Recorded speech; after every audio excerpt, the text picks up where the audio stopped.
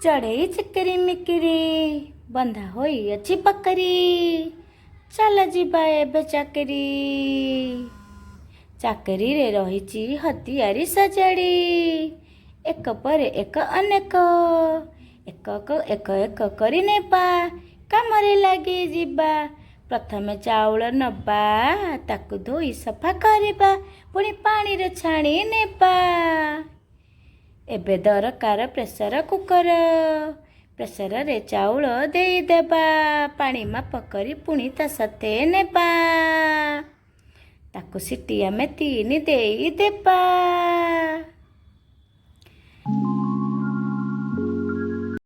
होई गला आम भात देखिब जल्दी आस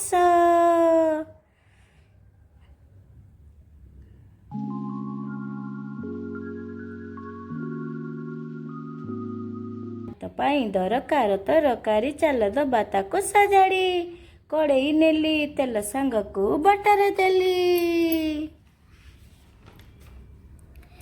ଏବେ ମୋର ବଟର ମିଶିଗଲା ଟକମକ ହୋଇ ଫୁଟିଗଲା ତାପରେ ଦେଲି ଲଙ୍କା ହଳଦୀ ଗୁଣ୍ଡ ଦିଶୁଛି କେଡ଼େ ଚକମକ ଦେଖିବା ହୋଇ ଆସ ରୁଣ୍ଡ କାଟି ରଖିଥିଲି ମୁଇଁ ପନିର ଦେବି ଏବେ ସେଥିରେ ଗଡ଼େଇ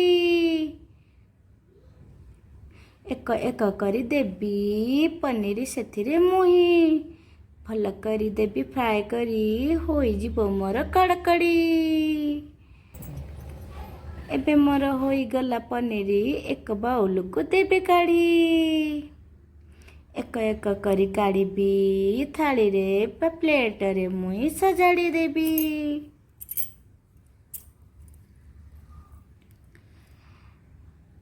ଆଉ କିଛି ଥିଲା ମୋର ବାକି ଏବେ ସେଥିରେ ଦେବି ପକାଇ ଭଲ କରି ତାକୁ ଦେବା ଆମେ ଫ୍ରାଏ କରି ସବୁ ପନିର ଆମର ଏବେ ହୋଇଗଲା ଏବେ ଆମେ ତାକୁ ସବୁ ଯାକ କାଢ଼ିଦେବା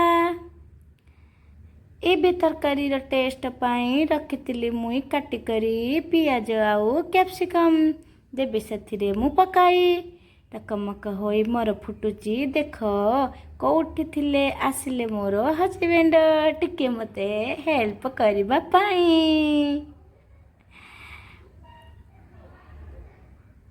ଏବେ ହୋଇଗଲା ମୋର ସବୁ କିଛି ଫ୍ରାଏ ଏବେ ଆମେ ମସଲା ପାଖକୁ ଯିବା ଏବେ ସେଥିରେ ପକାଇ ଦେଲି ଜିରା ଧଣିଆ ଡାଲଚିନି ଲବଙ୍ଗ ଗୋଲମରିଚ ସାଙ୍ଗକୁ ଅଳେଇଚ ଟକ ଟକ ହେଇ ସବୁ ମୋର ଏବେ ଫୁଟିଗଲା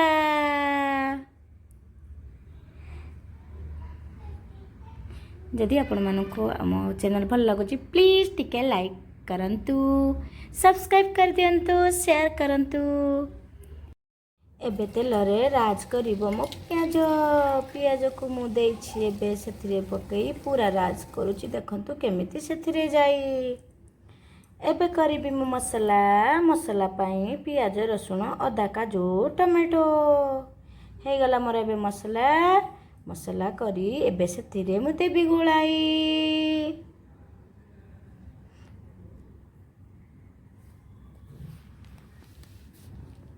ଏବେ ମସଲାକୁ ଭଲସେ ତେଲ ସହିତ ଭଲ ଭାବରେ ମିକ୍ସ କରିଦେଲି ଦେଖନ୍ତୁ କି ସୁନ୍ଦର ଦିଶୁଛି ମୋର ଏବେ ମସଲାଟି ଭଲ ଭାବରେ ହେଇଯାଉଛି ଦେଖନ୍ତୁ କୋଉଠି ଅଛନ୍ତି ଆସି ଯାଉଛନ୍ତି ସାହାଯ୍ୟ କରିଦେଇ ପୁଣି ଯାଇ ଲୁଚି ଯାଉଛନ୍ତି ଜାଣି ହେଉନି ଜମା ବି ଏବେ ମୋର ସ୍ୱାଦ ହେବ ତରକାରୀ ସେଥିରେ ରଖିଛି ମୁଁ କଞ୍ଚା ଲଙ୍କା ଫାଳ କରି ଦେବି ଏବେ କଞ୍ଚା ଲଙ୍କାକୁ ସେଥିରେ ମୁହିଁ ପକାଇ ସେଥିରେ ଏବେ ଦେବି ଜିରା ଧନିଆ ଗୁଣ୍ଡ ଲଙ୍କା ଗୁଣ୍ଡ ରଖିଛି ମୁଁ ସଜାଇ ସେଥିରେ ଦେବି ଏବେ ପକାଇ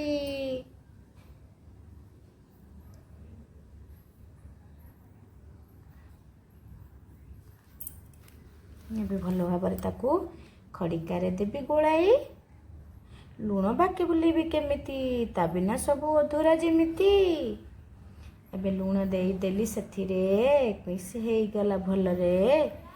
ରଖିଥିଲି ମୁଇଁ ପାଣି ଗରମ କରି, ଏବେ ଦେବି ସେଥିରେ ମୁଇଁ ଢାଳି। ଅନୁପାତ ଅନୁସାରେ ଯେତିକି ଦରକାର ସେତିକି ପାଣି ଆମେ ଦେଇଦେବା। ଏବେ ମୋର ଫୁଟିଗଲା ପାଣି। ମସଲା ବି ଭଲ ଭାବରେ ଦେଖନ୍ତୁ କେତେ ସୁନ୍ଦର ନାଲି। ରଖିଥିଲି କସୁରୀ ମେଥି ମଧ୍ୟ ସେଥିରେ ପକାଇଦେବି। ଭଲ ଭାବରେ ତାକୁ ମିକ୍ସ କରିଦେବି। ହେଇଗଲା ମୋର ଭଲ ଭାବେ ଗୋଳେଇ ରଖିଥିଲି ମୁଁ ଯେଉଁ ପିଆଜ କ୍ୟାପ୍ସିକମ୍ ଭାଜି କରି, ଏବେ ସେଥିରେ ଦେବି ମୁଁ ପକାଇ କ୍ୟାପ୍ସିକମ୍। ପନିର ମସଲା ରଖିଥିଲି ପାଖରେ ସଜାଡ଼ି, ତାକୁ ଦେଲି ମଧ୍ୟ ସେଥିରେ ଟିକେ ପକାଇ। ଏବେ ମୋର ମସଲା ପୁରା ରେଡ଼ି। ଏବେ ଟିକେ ପାଣି ସେଥିରେ ଦେଇଦେବା, ଯେତିକି ଦରକାର ତାକୁ ପାଣି ଦେଇଦେଲି। ଏବେ ଟିକେ ସମୟ ଫୁଟିବା ପାଇଁ ଆମେ ତାକୁ ଢାଙ୍କୁଣି ଦେବା ଘୋଡ଼ାଇ।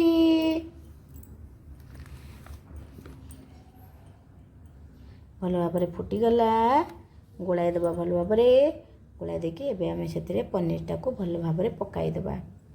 ପନିର ପକାଇକି ଏବେ ମସଲାଟାକୁ ଭଲ ଭାବରେ ତା ସହିତ ଯେମିତି ମିକ୍ସ ହେବ ଭଲ ଭାବରେ ତାକୁ ଏବେ ଗୋଳାଇ ଦେବା। ଏବେ କିଛି ସମୟ ଭଲ ଭାବରେ ତାକୁ ଦେଖନ୍ତୁ, କାହିଁକିନା ପନିର ସହିତ ମସଲାଟା ଭଲ ଭାବରେ ମିକ୍ସ ହେବା ଦରକାର। ସେଥିପାଇଁ ତାକୁ ଆମେ ଭଲ ଭାବରେ ଏବେ ମସଲା ସହିତ ମିକ୍ସ କରିଦେଲେ। ଏବେ ପଛରେ ରହିଥିଲା ବାକି ବଟର ଏବେ ତା ଉପରେ ଟିକେ ରଖିଦେଲି। ଏବେ ଢଙ୍କଣଟାକୁ ଭଲ ଭାବରେ ତାକୁ ଢାଙ୍କିଦେଲି। କିଛି ସମୟ ପରେ ଏବେ ଢାଙ୍କଣଟାକୁ ବାହାର କରିକି ଦେଖିବା ଏବେ ଆମର କିପରି ହୋଇଛି ଆମ ସୁଆଦିଆ ତରକାରୀ। ଏବେ ପନିର ବଟର ମସଲା ଆମର ରେଡ଼ି ହୋଇଯାଇଛି। ଦେଖନ୍ତୁ କେତେ ସୁନ୍ଦର ଦିଶୁଛି। ଏବେ ତା ଉପରେ ଆମେ ଟିକେ ସବୁଜ ଗ୍ରୀନ୍ କଲର୍ ଏବେ ଧନିଆ ପତ୍ର ଟିକେ ପକାଇଦେବା। ପକାଇ ଦେଇ ଏବେ ଆମେ ତାକୁ ଅଲଗା ଜାଗାକୁ ବାହାର କରିଦେବା। ଗୋଟେ ବୋଲକୁ ଆମେ ବାହାର କରିଦେବା। ଦେଖିବା ଏବେ ଆମେ ରୋଷେଇ କରିଥିଲେ ଆମର ଭାତ, ଆଉ ଆମର ହେଇଗଲା କ'ଣ ନା ବଟର ପନିର ମସଲା। ଏବେ ଆମର ଲଞ୍ଚ ରେଡ଼ି।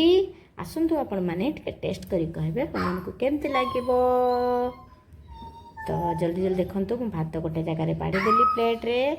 ଭାତ ସହିତ ଏବେ ମୁଁ ପନିର ବଟର ମସଲା ଏବେ ଦେଇଦେବି ଖାଇବା ପାଇଁ। ଆପଣମାନେ ମଧ୍ୟ ଘରେ ଟ୍ରାଏ କରନ୍ତୁ। ଆଉ ଆପଣମାନଙ୍କୁ କେମିତି ଲାଗିଲା ମୋ ଭିଡ଼ିଓଟିକୁ ନିଶ୍ଚୟ ଭାବରେ କମେଣ୍ଟ କରି ଆମକୁ ଜଣାନ୍ତୁ। ଯଦି ଆପଣମାନଙ୍କୁ କେଉଁଠି ବି କିଛି ଖରାପ ଲାଗିଥାଏ ତାହେଲେ କ୍ଷମା କରିବେ ନିଶ୍ଚୟ ଭାବରେ। ଆଉ ଯେଉଁ କ'ଣ କଲେ ନିଶ୍ଚୟ ଭଲ ହୋଇପାରିବ ଆପଣମାନେ କମେଣ୍ଟ ଭାବରେ ଜଣାନ୍ତୁ। ଆପଣଙ୍କ କମେଣ୍ଟର ଅପେକ୍ଷାରେ ଆମେ ରହିଲୁ। ଧନ୍ୟବାଦ ଲାଷ୍ଟ ପର୍ଯ୍ୟନ୍ତ ଭିଡ଼ିଓଟିକୁ ଦେଖିଥିବାରୁ। ଆଉ ଥରେ କହୁଛି thank you so much. Bye.